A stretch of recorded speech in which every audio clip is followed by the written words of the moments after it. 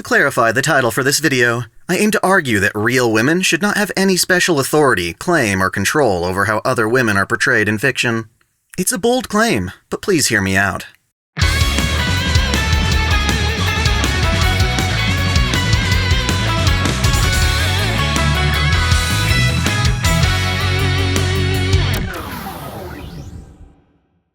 Welcome back to OtakuDaiKun, Dai here.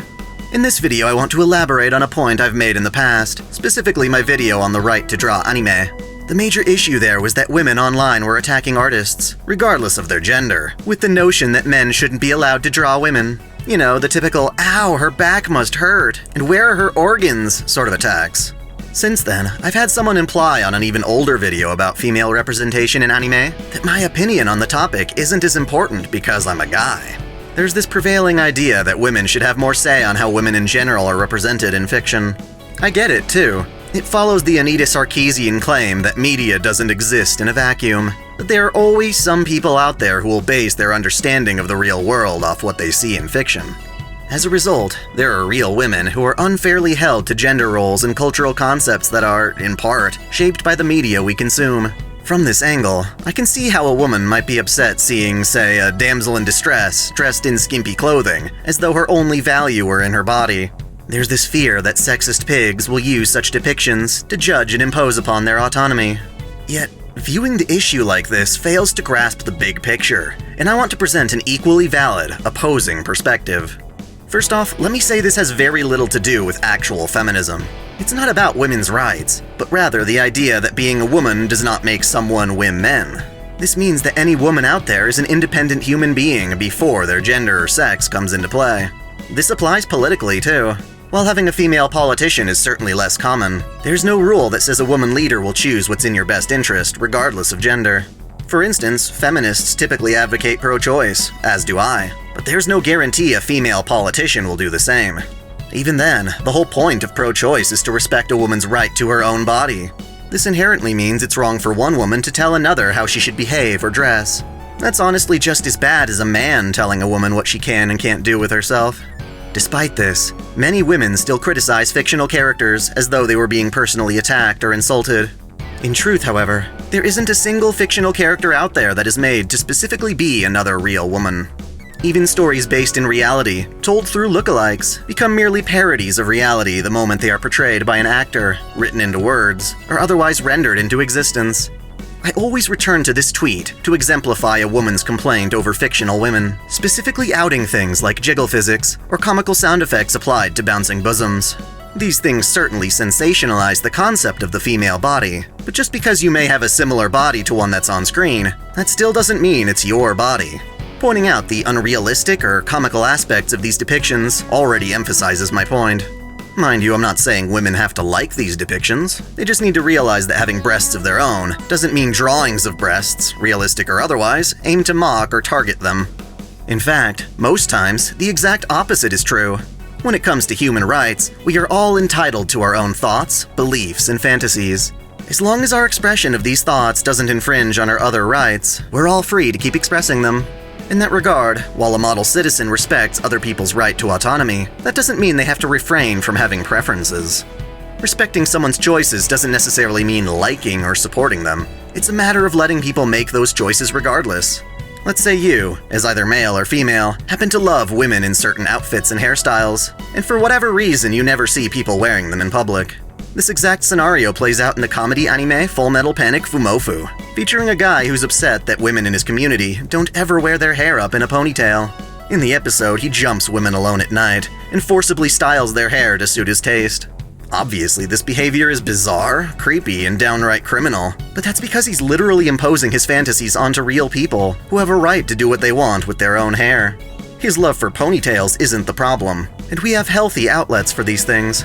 For instance, he has every right to draw women with ponytails, or choose to put video game characters in them. He can imagine the women around him wearing ponytails, and even respectfully compliment the ones who have them.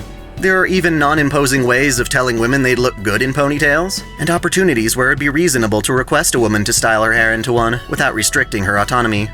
The same goes for when Colonel Mustang declares that when he becomes Führer, he'll require all female officers to wear tiny miniskirts. It's not the fact that he appreciates women in miniskirts that's the problem, but rather the fact that he'd be forcing real people to wear them. Again, nothing stopping him from drawing women in miniskirts, or creating a video game where you run an army of skirt-clad gals. Hell, as long as they weren't actually sentient or capable of choice, he could make robots or dolls and dress them as he pleases. At the furthest extreme, we've got the Stepford Wives, a critical piece of feminist cinema showing the horrors of a town of men replacing their wives with idealized robot wives that behave on command. The horror naturally comes from the process, as the wives are literally killed so the robots can take their place. And yet, what do these robots actually do? They please their husbands, boasting their egos and supporting them. These actions on their own aren't problematic, so long as they're legitimately willed behaviors on the woman's part. If all these men were really fed up with their wives, they could have divorced and pursued the robo-gals on their own without the creepy conspiracy. Realistically speaking, that's a huge part of why anime characters are made, to express an ideal through someone who doesn't actually exist, without imposing upon anyone in reality. This is what makes, say, Hatsune Miku and her fellow Vocaloids the perfect idols. They exist for the audience and creators, whether wholesome or deviant. They can wear any outfit, have any personality, and fulfill any fantasy without violating a single person's autonomy. So when women like Sachibel complain about buoyant boobs, making the issue about her discomfort, she should realize that these fake depictions exist exclusively to have as little to do with her as possible. While some disrespectful creeps might look at these fake girls and expect real women to match up to them, they're going against the very reason many fictional women exist in the first place. I haven't mentioned it till now, but these issues are the exact same with the genders swapped. There's an anime called Kiss Him, Not Me, which is all about a fujoshi who winds up catching the attention of a harem of guys. She loves fantasizing about men, pairing them as couples in her own mind, and even gets excited by anything the guys do that she can interpret as homosexual. She humors the men's advances until things get too real. After learning about them and the choices they want to make, she ultimately declines their advances and returns to life as a loner, preferring to fantasize about men without imposing on the real deal. So yeah, this isn't a matter of greedy men not being satisfied unless they can completely control a woman. Interacting with different ideas of femininity through fantasy is a great way to better understand oneself. In some cases, such as mine, people use fiction to explore femininity in a way that reality doesn't provide. For the sake of culture and public safety, men and women are often separated. We grow up divided when it comes to sex education, sleepovers, changing rooms, bathrooms, and during my childhood even toy stores, clothing, and a prevalent cootie culture.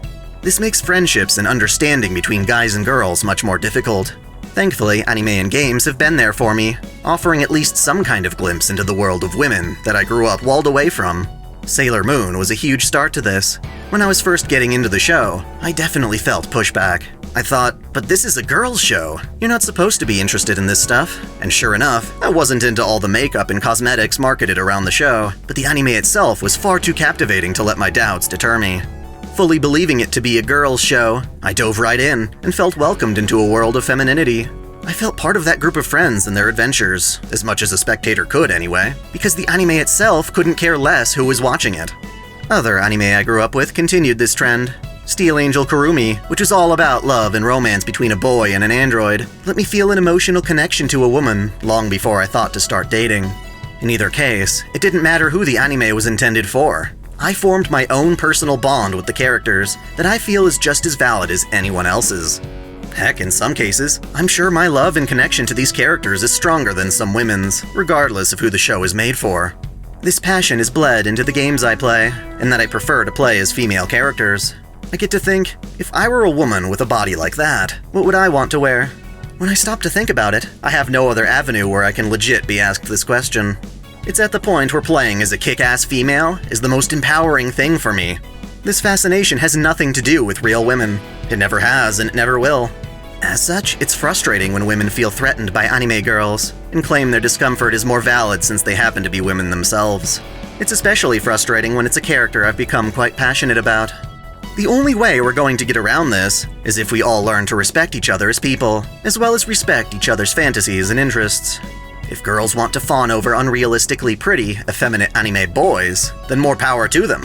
I have enough strength of will to understand that it doesn't mean people are expecting me to be that gorgeous or gay. And I would expect the same from a woman who sees a bunch of guys howling over an unrealistically busty game girl. The things fans say or feel about that waifu do not mean that men are telling you to look or act like her. Anyone who does force that expectation is an enemy to all parties. A mindless sheep who can't discern fact from fiction.